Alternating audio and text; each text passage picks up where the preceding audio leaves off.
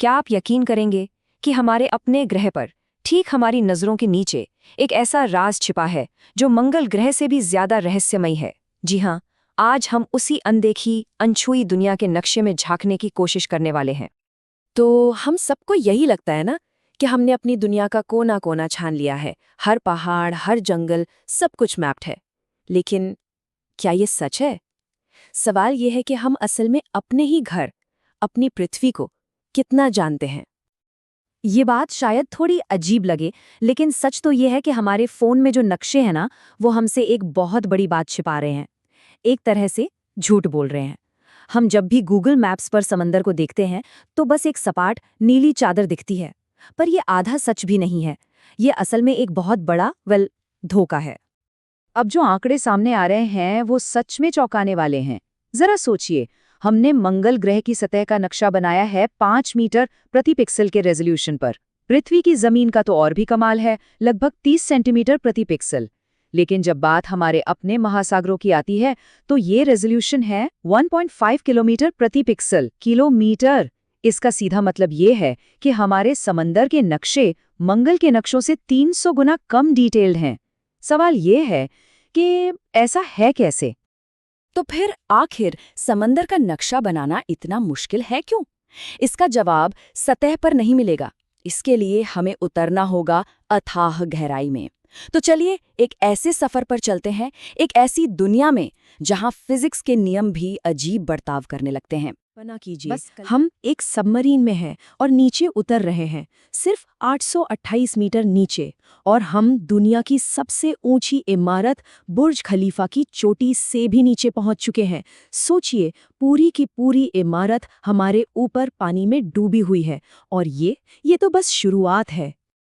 और थोड़ा नीचे, सिर्फ 1000 मीटर पर, सूरज की आखिरी किरण भी दम तोड़ देती है। यहाँ से शुरू होता है घोर अंधकार का साम्राज्य। इसे एफोटिक जोन कहते हैं, मतलब बिना रोशनी की दुनिया। अब से आगे सबमरीन की अपनी लाइट से एकमात्र सहारा है। और अब हम पहुंच गए हैं 3800 मीटर की गहराई पर। इसी जगह इतिहास का सबसे मशहूर जहाज आरएमएस टाइटैनिक अपनी खामोश नींद में सोया है। इस गहराई पर पानी का दबाव हमारी कल्पना से भी परे है, 350 गुना ज्यादा। ये इतना ज्यादा दबाव है कि एक स्टील की सबमरीन को पलक झपकते ही एक टिन के डिब्बे की तरह पिचका सकता है। लेकिन सफर अभी खत्म नहीं हुआ, और भी गहरा। 6000 मीटर पर हम दाखिल होते हैं हेडल्स जोन में। इसका नाम अंडरवर्ल्ड के देवता हेडीज पर रखा गया है, और सही भी है। यहाँ का प्रेशर ऐसा है मानो शरीर के हर एक इंच पर 50 जंबो जेट्स का वजन रख दिया गया हो। और आखिरकार हम पहुंचते हैं 10,935 मीटर की गहराई पर। यह है चैलेंजर डीप, हमारी धरती का सबसे गहरा, सबसे निचला पॉइंट। ये जगह इतनी ज्यादा गहरी है कि अगर माउंट एवरेस्ट को यहाँ उल्टा खड़ा कर दिया जाए तो भी उसकी चोटी 1.5 किलोमीटर से ज्यादा पानी के नीचे होगी। सही मायनों में ये हमारे ग्रह का आखिरी अनछुआ कोना है। तो यही है असली चुनौती, ये अविश्वसनीय गहराई और ये घना अंधेरा। जब आंखें काम करना बंद कर दें तो हमें अपने कानों का इस्तेमाल करना पड़ता है। हमें आवाज से देखना सीखना पड़ा, और यहीं से शुरू होती है समंदर को नापने वाले उन शुरुआती हीरोज की कहानी। तो सवाल उठता है कि अगर हम नीचे देख ही नहीं सकते तो हमारे पास ये धुंधले से नक्शे भी कहाँ से आए? जवाब एक बहुत ही चालाक तरकीब में छुपा है, सैटेलाइट अल्टीमेट्री। कमाल की बात यह है कि सैटेलाइट्स असल में समंदर की तलहटी को नहीं बल्कि उसकी सतह को नापते हैं। होता यह है कि पानी के नीचे जो बड़े बड़े पहाड़ या खाइयां होती हैं, उनकी ग्रेविटी की वजह से पानी की सतह पर छोटे छोटे उभार या गड्ढे बन जाते हैं। सैटेलाइट्स बस इन्हीं को नापते हैं। ये एक तरह का पढ़ा लिखा अंदाजा है, लेकिन इससे पूरी कहानी पता नहीं चलती। असली डिटेल्स के लिए हमें आवाज की जरूरत थी, मतलब सोनार की। और ये हमें ले जाता है मैरी थार्प की कहानी तक। एक ऐसी शानदार वैज्ञानिक जिन्हें उस वक्त वो पहचान नहीं मिली जिसकी वो हकदार थीं, क्योंकि ये फील्ड सिर्फ पुरुषों का माना जाता था। वही थीं जिन्होंने पहली बार इन आवाज़ों को एक तस्वीर में, एक नक्शे में बदला था। तो मैरी थार्प ने ये कमाल किया कैसे? देखिए, ये कोई आसान काम बिल्कुल नहीं था। जरा सोचिए, उन्हें जहाज़ों से सिर्फ नंबरों की लंबी लंबी लिस्ट्स मिलती थी, बस गहराई के आंकड़े।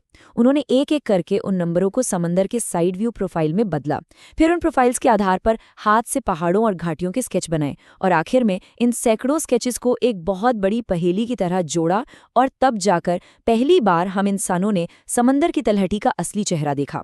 ये सिर्फ डेटा नहीं था, ये कला और विज्ञान का एक खूबसूरत संगम था।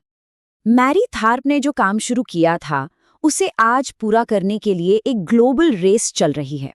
एक बहुत ही बड़ा इंटरनेशनल प्रोजेक्ट है जिसका नाम है सीबेड 2030। और लक्ष्य एकदम साफ है, इस दशक के अंत तक पूरे समुद्र तल का नक्शा तैयार कर लेना। और यकीन मानिए, प्रोग्रेस बहुत तेजी से हो रही है।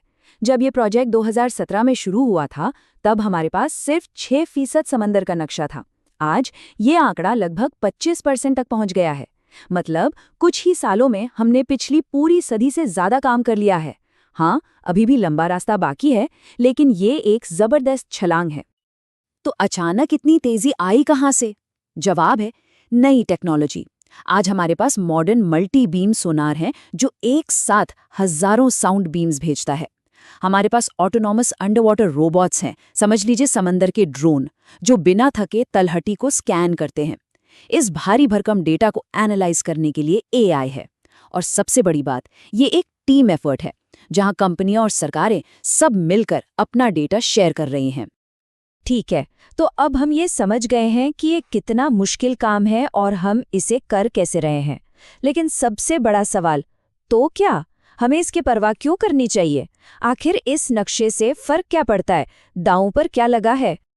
देखिए, एक बेहतर नक्शे का मतलब है बहुत कुछ बेहतर होना। इसका मतलब है सुनामी और तूफानों की ज्यादा सटीक भविष्यवाणी करके जाने बचाना। इसका मतलब है उन अंडरसी इंटरनेट केबल्स के लिए सेफ रास्ते खोजना जिन पर आज हमारी पूरी डिजिटल दुनिया टिकी है। इसका मतलब है बिल्कुल नए इकोसिस्टम्स की खोज करना। और हाँ, ये सर्च और रेस्क्यू ऑपरेशंस के लिए तो बेहद जरूरी है। याद कीजिए, जब MH370 प्लेन को ढूंढा जा रहा था, तब रेस्क्यू टीम्स ने पाया कि वो तो बिल्कुल अंधेरे में काम कर रहे थे। उन्हें पानी के नीचे पूरी की पूरी पर्वत श्रृंखलाएं और गहरी खाइयां मिली जिनका किसी नक्शे पर नामो निशान तक नहीं था। आखिर में ये सब एक सीधी सी बात पर आकर टिकता है। जैसा कि मरीन साइंटिस्ट स्टीव हॉल ने कहा था, आप उस चीज को मैनेज नहीं कर सकते जिसे आपने नापा ही ना हो।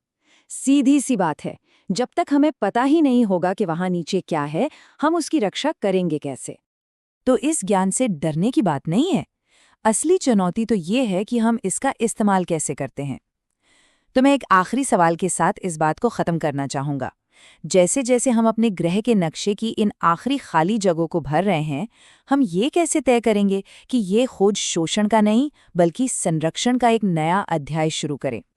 इस नए ज्ञान के साथ आखिर कौन सी नई जिम्मेदारियां आती हैं?